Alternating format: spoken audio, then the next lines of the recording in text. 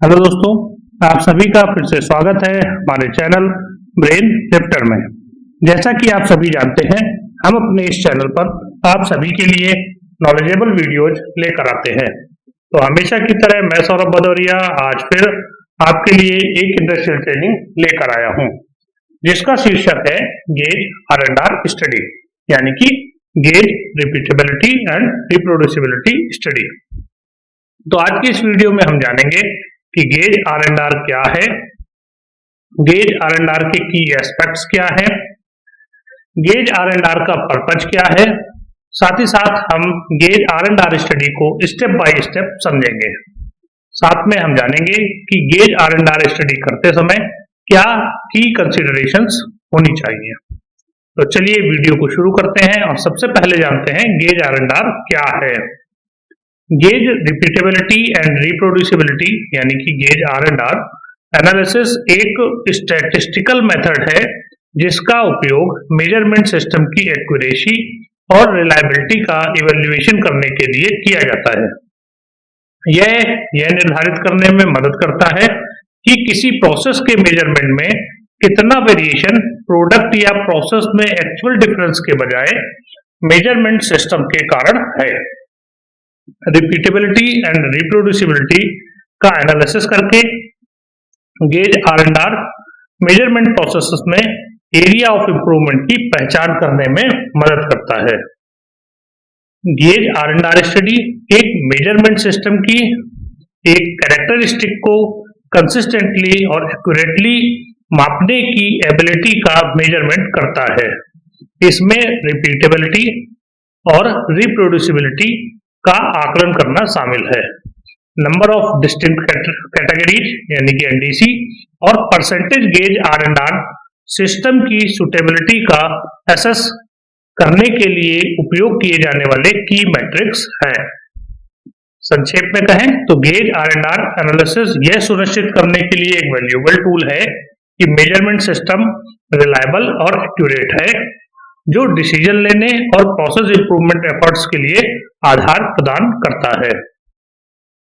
तो चलिए हम समझते हैं गेज R&R के की एस्पेक्ट्स के बारे में। तो गेज R&R के जो की एस्पेक्ट्स हैं उनमें से सबसे पहला है रिपीटेबिलिटी। यह मेजरमेंट में वेरिएशन को रेफर करता है, वह भी तब जब एक ही ऑपरेटर एक ही पार्ट पर एक से अधिक बार मेजरमेंट करने के लिए एक ही मेजरिंग डिवाइस का उपयोग करता है। यानी कि जब एक ही ऑपरेटर द्वारा एक ही पार्ट पर एक ही मेजरिंग डिवाइस से मल्टीपल रीडिंग ली जाती है तो उसमें जो वेरिएशन है वो रिपीटेबिलिटी कहलाती है। नेक्स्ट है रिप्रोड्यूसिबिलिटी। ये क्या है? यह मेजरमेंट में वेरिएशन को रेफर करता है, वह भी तब जब विभिन्न ऑपरेटर एक ही पार्ट पर मेजरमेंट करने के लिए एक ही मेजरिंग डिवाइस का उपयोग करते हैं। यानी कि जो रिप्रोड्यूसिबिलिटी है वो क्या है कि एक ही पार्ट पर एक ही मेजरिंग डिवाइस से अलग अलग ऑपरेटर्स रीडिंग चेक कर रहे हैं या मेजरमेंट कर रहे हैं, तो उसमें जो वेरिएशंस आ रहे हैं वो रिप्रोड्यूसिबिलिटी है। तीसरा की एस्पेक्ट है process variation. Gauge R&R process variation और मेजरमेंट वेरिएशन के बीच अंतर करने में मदद करता है। चौथा एस्पेक्ट है acceptance criteria. Gauge R&R study के रिजल्ट्स की तुलना आमतौर पर एक्सेप्टेंस क्राइटेरियन के साथ की जाती है, जिसे अक्सर प्रोसेस टॉलरेंस के प्रतिशत के रूप में व्यक्त किया जाता है, ताकि यह निर्धारित किया जा सके कि मेजरमेंट सिस्टम एडिक्वेट है या नहीं। तो ये कुछ की एस्पेक्ट्स हैं गेज R&R के। हम समझते हैं गेज R&R का पर्पज। तो इसके जो पर्पज है उनमें से जो मेन है वो है number 1, identify sources of variation. इससे यह पता लगाने में मदद मिलती है कि ओवरऑल प्रोसेस वेरिएशन की तुलना में मेजरमेंट सिस्टम वेरिएशन महत्वपूर्ण है या नहीं। तो जो गेज R&R है उसका पहला पर्पज क्या हो गया? Identify sources of variation. Second है इंप्रूव मेजरमेंट प्रोसेसेस। वेरिएशन के सोर्सेस को समझकर गेज R&R मेजरमेंट सिस्टम की एक्यूरेसी और रिलायबिलिटी में सुधार करने के लिए चेंजेस के इम्प्लीमेंटेशन की अनुमति देता है। तो इस तरह जो मेजरमेंट प्रोसेस है उसमें हम इंप्रूवमेंट कर सकते हैं। चलिए थर्ड जो इसका पर्पज है वो है support process improvement. Effective process improvement efforts के लिए एक्यूरेट और रिलायबल मेजरमेंट महत्वपूर्ण है। चलिए अब हम समझते हैं gauge R and R study कैसे करते हैं, या ये कहें कि gauge R and R study को स्टेप बाय स्टेप कैसे करेंगे, हम उन स्टेप्स को समझ लेते हैं। तो सबसे पहली स्टेप है define the characteristic and measurement system, यानी कि हमें जो मापे जाने वाला पार्ट या प्रोसेस की कैरेक्टरिस्टिक्स और प्रयोग किए जाने वाले मेजरमेंट इक्विपमेंट को डिफाइन करना है। तो सबसे पहले स्टेप में हमें क्या करना है कि हमें कौन सा पैरामीटर चेक करना है और किस इंस्ट्रूमेंट से चेक करना है या किस इक्विपमेंट से चेक करना है, वो हमें यहाँ पे डिफाइन करना है। सेकंड स्टेप में सेलेक्ट द पार्ट्स, यानी कि यहाँ पे हमें पार्ट सेलेक्ट करने हैं। पार्ट कैसे होने चाहिए, ऐसे पार्ट्स चुनने हैं जो प्रोसेस में एक्सपेक्टेड वेरिएशन की फुल रेंज को दर्शाते हों। आइडियली आपके पास कम से कम 10 पार्ट्स होने चाहिए, यानी कि हमें 10 पार्ट सेलेक्ट करने हैं और वो पार्ट ऐसे होने चाहिए कि जो प्रोसेस में जो वेरिएशन आ रहे हैं या जो प्रोसेस में जितना भी वेरिएशन आता है उस पूरी रेंज को कवर करते हुए वो 10 पार्ट होने चाहिए। मतलब कि उसमें जो प्रोसेस का वेरिएशन है वो पूरा का पूरा कवर होना चाहिए। नंबर थर्ड है चूज दी ऑपरेटर्स, हमें ऑपरेटर्स का सिलेक्शन करना है जिसके साथ हमें ये एमएस स्टडी करनी है। तो इसके लिए 3 से 5 ऑपरेटर्स का सिलेक्शन कर सकते हैं हम, और उन्हीं को हम इस स्टडी के लिए यूज करेंगे। नंबर 4 है रैंडमाइज मेजरमेंट्स, तो जो भी ऑपरेटर्स हैं उनको जो हमें पार्ट देने हैं वो रैंडम ऑर्डर में देने हैं। यानी कि क्या है, जो हमने पार्ट सेलेक्ट किया है ना उस पर हमें कुछ अगर मार्किंग भी करनी है तो वो कुछ इस तरह होनी चाहिए कि वो हिडन मार्किंग हो, जो सिर्फ जो स्टडी कर रहा है उसे पता हो, और आपको जो इंस्पेक्टर्स हैं या जो ऑपरेटर्स हैं उनको जब पार्ट देने हैं तो रैंडम ऑर्डर में देने हैं, कोई भी पार्ट पहले कोई भी पार्ट बाद में। और इस तरह से ये जो पार्ट्स का इंस्ट्रूमेंट्स पार्ट्स का जो मेजरमेंट्स है वो कम से कम 2 बार रिपीट भी कराना है। तो हमें रैंडम ऑर्डर में सभी पार्ट्स को उनसे मेजर कराना है और वो भी 2 बार कराना है कम से कम। नंबर 5 है रिकॉर्ड दी डेटा। जब हम मेजरमेंट कराएंगे तो उसका जो डेटा है वो हमें एक स्ट्रक्चर्ड फॉर्मेट में सावधानी पूर्वक रिकॉर्ड करना है। इसके लिए हम एक्सेल शीट्स वगैरह को भी यूज कर सकते हैं, स्प्रेडशीट्स का यूज कर सकते हैं। नंबर 6, अब जो हमने डेटा रिकॉर्ड कर लिया है तो हमें क्या करना है, कैलकुलेट एवरेज एंड रेंजेस। तो हमें हर एक पार्ट का, सभी ऑपरेटर्स का और सभी ट्रायल्स में मेजरमेंट के एवरेज और रेंज की कैलकुलेशन करनी है।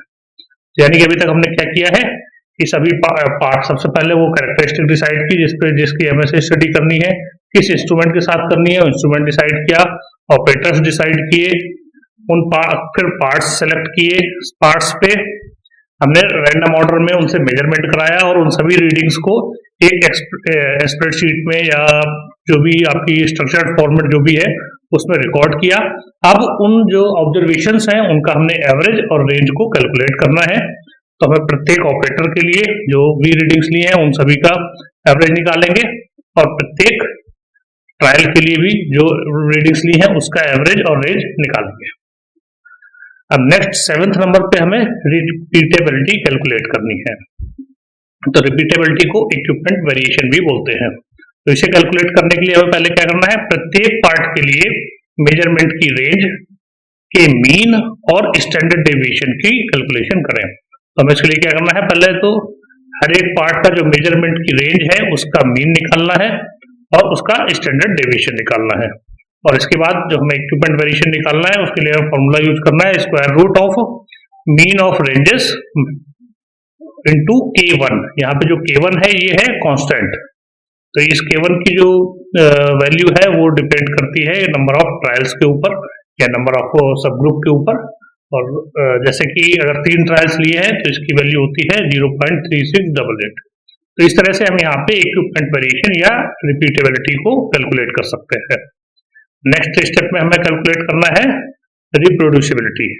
रिप्रोड्यूसिबिलिटी को हम अप्रेजर वेरिएशन भी बोलते हैं। तो अब यहाँ पे हमें अप्रेजर वेरिएशन कैलकुलेट करना होगा। वो कैसे निकालेंगे, उसे निकालने से पहले हमें प्रत्येक पार्ट के लिए प्रत्येक ऑपरेटर के मेजरमेंट का एवरेज कैलकुलेट करें, ऑपरेटर एवरेजेस के मीन और स्टैंडर्ड डेविएशन की कैलकुलेशन करें, और इसके बाद रिप्रोड्यूसिबिलिटी या अप्रेजल वेरिएशन के लिए जो फॉर्मूला यूज करना है वो है square root of standard deviation of operator averages multiplied by K2। यहाँ भी K2 जो है वो भी कांस्टेंट है और ये जो है नंबर ऑफ ऑपरेटर्स के ऊपर बेस्ड होगा, तो नंबर ऑफ ऑपरेटर के हिसाब से K2 की वैल्यू मिल जाएगी स्टैंडर्ड शीट में और उससे हम इस फॉर्मूले में यूज करके प्रेशर वेरिएशन की वैल्यू कैलकुलेट कर सकते हैं। अब इसके बाद हमें निकालना है gauge R and are.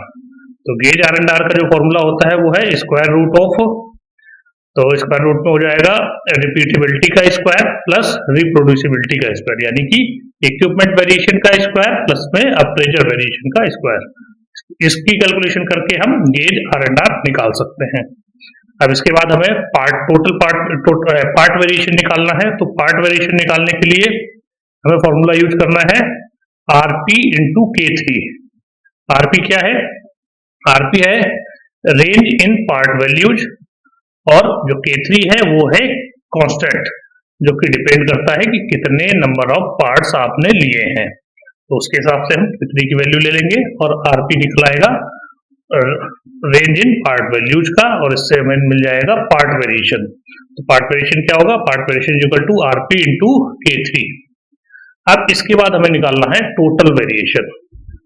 Total variation निकालने का जो फॉर्मूला होता है वो होता है स्क्वायर रूट ऑफ इसका गेज आर एंड आर का स्क्वायर प्लस पार्ट वेरिएशन का स्क्वायर। तो part variation square plus gauge R and R square, इसका अंडर रूट, इसको पूरा इसकी कैलकुलेशन करके हम टोटल वेरिएशन निकाल सकते हैं। अब हमें निकालना है percentage gauge R and R. Percentage gauge R and R का फॉर्मूला होता है gauge R and R divided by process tolerance multiplied by 100। तो यहां से जो वैल्यू निकल के आ गई ये हो गई percentage gauge R and R. अब हमें निकालना है एनडीसी यानी कि नंबर ऑफ डिस्टिंक्ट कैटेगरी। तो नंबर ऑफ डिस्टिंक्ट कैटेगरी क्या है? ये basically variation among the measured part, measured part के बीच में कितना वेरिएशन है उस चीज को ये डिनोट करता है। तो इसका फॉर्मूला होता है NDC is equal to 1.41 multiplied by bracket के अंदर पीवी यानी कि part variation divided by gauge R and R. तो इस फॉर्मूले के थ्रू हम एनडीसी की वैल्यू निकाल सकते हैं। अब इन वैल्यूज को निकालने के बाद हमें इसके थ्रू रिजल्ट्स को इंटरप्रेट करना है। वो कैसे करेंगे? तो सबसे पहले एनडीसी को देखना है। एनडीसी क्या होना चाहिए? शुड बी 5 और ग्रेटर, यानी कि 5 या उससे अधिक होना चाहिए। और percentage gauge R and R देखेंगे। जनरली जो percentage gauge R and R है वो 10% या उससे कम होना चाहिए। तो इसके बेस पे अगर हम जजमेंट क्राइटेरिया की बात करें तो क्या है कि if NDC is less than 5 the measurement system may not be reliable for the given process tolerance. यानी कि अगर एनडीसी जो है वो 5 से कम है तो जो मेजरमेंट सिस्टम है वो रिलायबल नहीं है for the given process tolerance, मतलब जो प्रोसेस टॉलरेंस दी हुई है उसके लिए रिलायबल नहीं है।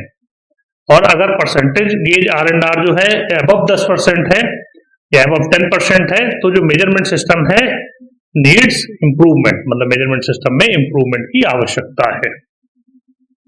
तो इस तरह से अगर हम जजमेंट क्राइटेरिया की बात करें तो क्या है कि एनडीसी जो है वो 5 या 5 से ज्यादा आना चाहिए तो हमारा जो मेजरमेंट सिस्टम है वो ठीक है। और percentage gauge R and R जो है वो 10% से ऊपर आना चाहिए तो हमारा जो मेजरमेंट प्रोसेस है वो ठीक है। हालांकि अगर इसकी वैल्यू 10 से ऊपर और 30 के बीच में आ रही होती है तो बेस्ड ऑन द सिचुएशन या बेस्ड ऑन द रिक्वायरमेंट हम एमएसए को कंडीशनली अप्रूव भी कर सकते हैं, बट हमें उस पर कुछ ना कुछ इम्प्रूवमेंट करना होगा। और अगर ये 30% से ज्यादा आ रही है तो ये मेजरमेंट सिस्टम पूरी तरह से रिजेक्टेड है, इसमें हमें इम्प्रूवमेंट करना ही होगा। तो इस तरह से हम जो gauge R and R study है वो कर सकते हैं। अब हम समझते हैं कि gauge R and R study करते समय क्या की कंसीडरेशंस होनी चाहिए। तो सबसे पहली की कंसीडरेशन है डेटा रैंडमाइजेशन, यानी कि यह इंश्योर करना है कि मेजरमेंट रैंडम ऑर्डर में ही लिए जाएं। बायास से बचने में यह मदद करता है और स्टडी की एक्यूरेसी में सुधार करता है। दूसरा जो कंसीडरेशन है वो होना चाहिए पार्ट सिलेक्शन में। पार्ट सिलेक्शन में क्या, क्योंकि प्रोसेस में जो एक्सपेक्टेड वेरिएशन की रेंज है उसे दर्शाने के लिए पार्ट्स का सिलेक्शन किया जाना चाहिए। यानी कि जो पार्ट का सिलेक्शन करना है वो उस प्रोसेस की जो रेंज है या प्रोसेस में जो एक्सपेक्टेड वेरिएशन की जो रेंज है उस पूरी रेंज को पार्ट्स को कवर करना चाहिए। यानी कि हमें जो पार्ट्स हैं वो बिल्कुल मिनिमम साइड भी बनाने हैं, मैक्सिमम साइड भी बनाने हैं। जो भी एक्सपेक्टेड वेरिएशन आता है उसके हिसाब से हमें सारे पार्ट कंसीडर करने हैं। और तीसरा जो कंसिडरेशन है वो हम सॉफ्टवेयर का कर सकते हैं। तो इसके लिए हम मिनीटैब, QI मैक्रोज जैसे सॉफ्टवेयर्स यूज करके कैलकुलेशंस को ऑटोमेट कर सकते हैं और हेल्पफुल विजुअलाइजेशंस प्रदान कर सकते हैं। यानी कि उससे हमें ग्राफ्स वगैरह भी अच्छे से मिल जाएंगे और जो कैलकुलेशंस में एरर नहीं होंगी, ऑटोमेट कैलकुलेशंस हो सकती हैं। तो इस तरह से आज हमने समझा गेज R&R स्टडी के बारे में। आपको आज की ये वीडियो कैसी लगी हमें कमेंट करके जरूर बताएं। अगर आपको ये वीडियो पसंद आया है तो इसे लाइक करें और दोस्तों के साथ शेयर करें। साथ ही साथ हमारे चैनल को सब्सक्राइब करना ना भूलें और वीडियोज को सबसे पहले पाने के लिए बेल आइकन को जरूर प्रेस करें। तो चलिए दोस्तों, फिर मिलते हैं इसी चैनल पर किसी नई ट्रेनिंग वीडियो के साथ। तब तक के लिए बाय बाय। आप सभी के प्यार और सहयोग के लिए आप सभी का धन्यवाद। आपका दिन शुभ हो।